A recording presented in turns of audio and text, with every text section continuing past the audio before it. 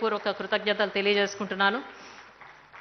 ఈ శిక్షణా కార్యక్రమం విజయవంతం చేసిన మా ఇన్స్టిట్యూట్ సభ్యులు, resource persons, course director, course coordinators, ఇతర సహాయ సిబ్బంది, ముఖ్యంగా ట్రైనీ ఆఫీసర్స్ అందరికీ హృదయపూర్వక కృతజ్ఞతలు.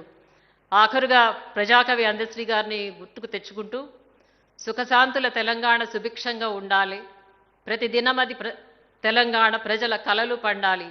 జై తెలంగాణ, జై హింద్.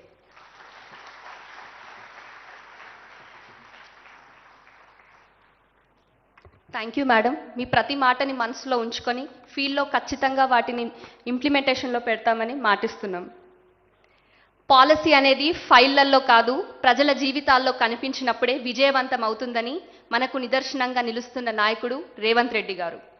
సార్, మీ ప్రోద్బలం ఇక్కడ ఉన్న ప్రతి ఒక్కరిని ప్రజాప్రభుత్వ ఆశయాల వైపు అడుగులు వేసేలా చేసింది.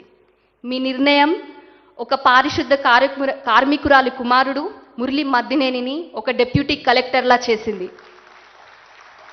మీ సంకల్పం అనాథ అయిన అందరివాడు కాశమ్మ గారి మనవడు ముడుసు శ్రీకాంత్ని ఒక డెప్యూటీ సూపరింటెండెంట్ ఆఫ్ పోలీస్గా చేసింది. మీ నాయకత్వం ఆటో డ్రైవర్ కుమార్తె అయిన మాధవిని ఒక సిటిఓగా చేసింది. మీ ఆశయం తన తండాలో మొదటి గ్రాడ్యుయేట్ అయిన వినోద్ ముఢావత్ను మున్సిపల్ కమిషనర్గా నిలబెట్టింది. మీ లక్ష్యం బస్ కండక్టర్ కుమార్తె అయిన గాయత్రిని అసిస్టెంట్ ఎక్సైజ్ సూపరింటెండెంట్గా నిలబెట్టింది. Thank you sir. మీ మాటలే మాకు మార్గదర్శకాలు, మీ దృష్టి మా సేవకు దిశ. తెలంగాణ రాష్ట్ర గౌరవ ముఖ్యమంత్రి రేవంత్ రెడ్డి గారిని సభను ఉద్దేశించి ప్రసంగించవలసిందిగా వినమ్రంగా ఆహ్వానిస్తున్నాను.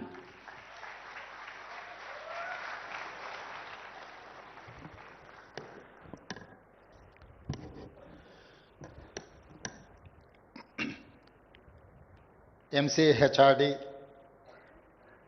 Director General, Retired Chief Secretary, శ్రీమతి శాంతా కుమారి గారి నేతృత్వంలో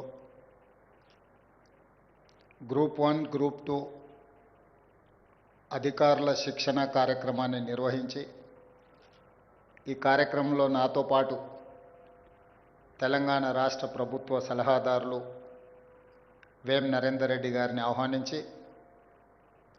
43 రోజుల మీ శిక్షణ కార్యక్రమం విజయవంతంగా ఈరోజు పూర్తి చేసుకొని ప్రజా జీవితంలోకి ప్రజల యొక్క సమస్యల్ని పరిష్కరించడానికి సర్వం సిద్ధమై తెలంగాణ నలుమూలల పనిచేయడానికి వెళ్తున్న మీకు అందరికీ మనస్ఫూర్తిగా శుభాకాంక్షలు, అభినందనలు తెలియజేస్తున్నా. మొన్న మీరు విద్యార్థులు, నిన్న మీరు నిరుద్యోగులు, ఈనాడు తెలంగాణ రాష్ట్ర ప్రభుత్వంలో అధికారులు.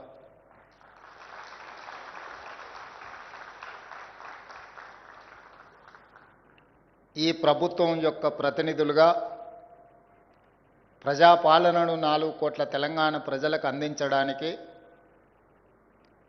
మీ శిక్షణ, మీ అనుభవాన్ని పూర్తిగా వినియోగించడానికి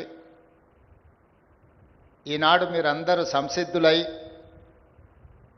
ఈ శిక్షణ ముగింపు కార్యక్రమంలో పాల్గొంటున్నారని నేను మనస్ఫూర్తిగా భావిస్తున్నా, సంపూర్ణంగా విశ్వసిస్తున్నా.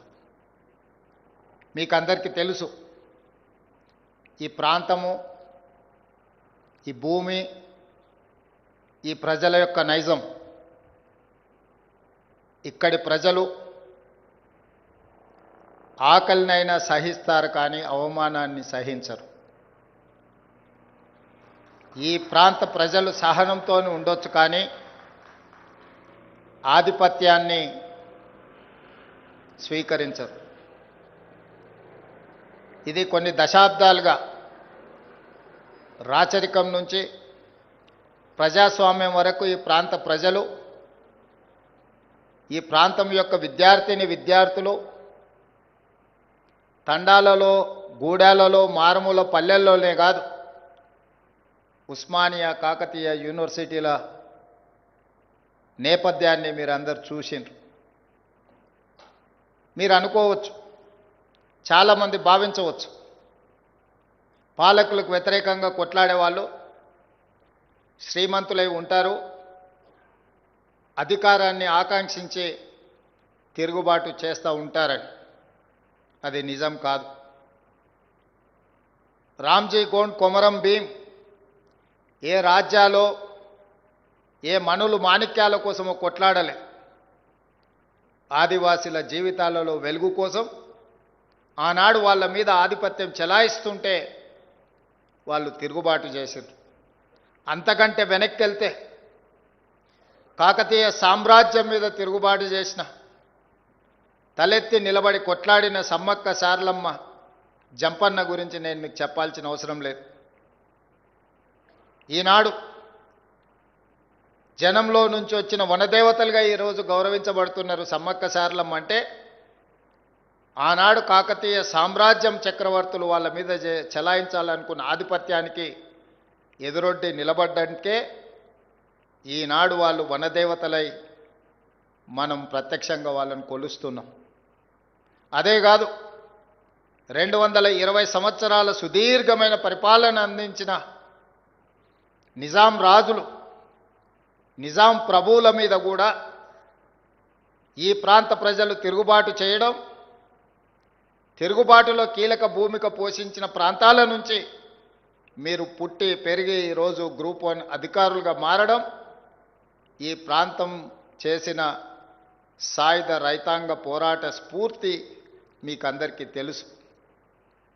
ప్రజాస్వామ్యం, ప్రజలకు స్వేచ్ఛ, ప్రజలు ఆశించిన సామాజిక న్యాయం, ప్రజలు కోరుకున్న సమాన అవకాశాల కోసమే పదే పదే ఈ ప్రాంత ప్రజలు కొట్లాడినరు, ఈ ప్రాంత ప్రజలు అసూలు బాసిండ్రు, ఈ ప్రాంతంలో వేలాది మంది అమరవీరులుగా నిలబడ్డారు. అట్లాంటి ఈ ప్రాంతానికి, ఈ ప్రాంతంలో అధికారులుగా మీరు ఆ ప్రజల యొక్క ఆకాంక్షలను దశాబ్దాల పాటు త్యాగాలు చేసి నేల కొరిగిన వీరుల స్ఫూర్తితోని ఈనాడు మీరు అధికారులుగా బాధ్యతలు చేపట్టబోతున్నారు. అందుకే యువమిత్రులైన అధికారులకు నా సూచన ఒక్కటే, సమ్మక్క సారలమ్మైనా, రామ్జీ గోండ్ కొమరం భీం అయినా, చాకలి ఐలమ్మ దొడ్డి కొమరయ్య అయినా, ప్రజాస్వామ్యంలో రావి నారాయణ రెడ్డి గారు లాంటి వాళ్ళు ప్రజల కోసం అహర్నిశలు కృషి చేసిన ఎవరినైనా స్ఫూర్తిని తీసుకోండి.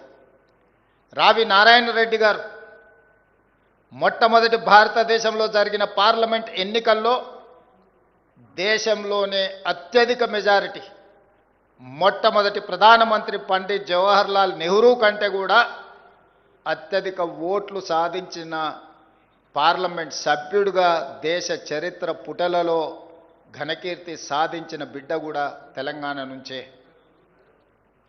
వారు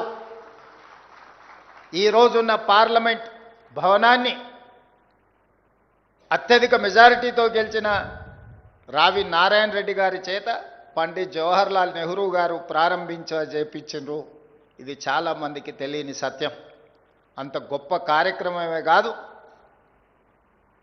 జమీందారులు, జాగీర్దారులు, భూస్వాముల చేతుల్లో ఉన్న లక్షలాది ఎకరాల భూములను అగ్రికల్చర్ సీలింగ్ యాక్ట్ తీసుకొచ్చి ఈరోజు పేదవాళ్లను కూడా భూ యజమానులను చేసిన చట్టాలను తీసుకొచ్చిన బూర్గుల రామకృష్ణారావు గారు, పివి నరసింహారావు గారు కూడా ఈ ప్రాంతం నుంచే ప్రాతినిధ్యం వహించారు.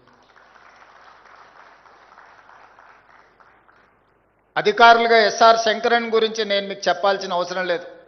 తప్పకుండా మీరు పోటీ పరీక్షలకు సిద్ధమవుతున్నప్పుడు చదివే ఉంటారు. ఇప్పుడు డీజీ గారు చెప్పిన మాటల్లో వినే ఉంటారు.